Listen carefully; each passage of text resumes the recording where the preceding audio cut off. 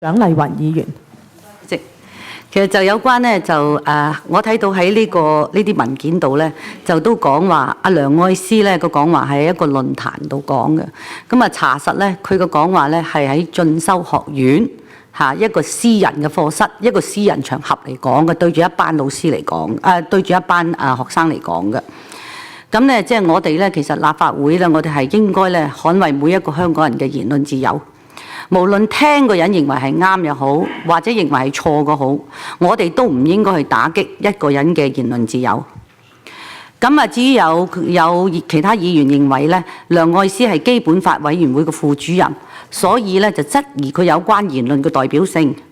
我想喺呢度指出咧，其實我哋在座每一個人都戴緊好多頂帽㗎。只要大家咧，你係代表緊某個，假如你係代表緊某個會去發言嘅話咧，咁咧你嘅説話就可以係話代表嗰個會。但係假如你否則嘅話咧，你嘅説話只能夠係代表自己。正如咧，我哋呢有咁多位立法會議員，假如我哋喺外邊講嘢嘅話咧，我哋並不表示我哋係代表立法會嘅，我哋只能夠話代表我哋自己作為一個立法會議員講嘅嘢。咁啊，最後咧，我想講講咧，就係我哋司法同埋法律委員會嘅職權範圍咧，我哋係審議法例同埋政策，而唔係去評論外界嘅一啲言論。所以咧，我本人認為咧，即係梁愛詩同兩個律師會嘅爭議咧，應該由得佢哋自己去解決。而我哋事務委員會咧，係唔應該干預呢啲言論嘅自由，同埋咧浪費時間去討論呢啲問題。好，跟住係黃毓民議員。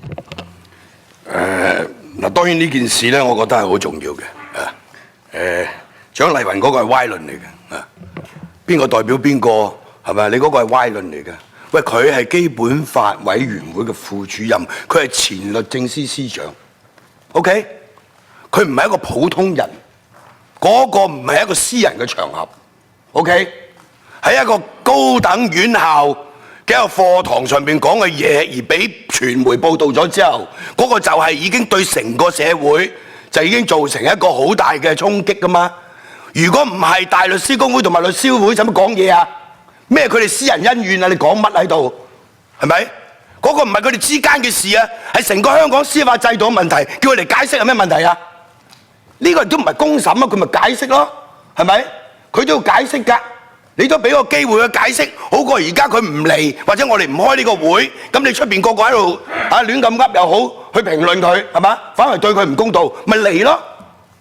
你點知佢會唔嚟啊？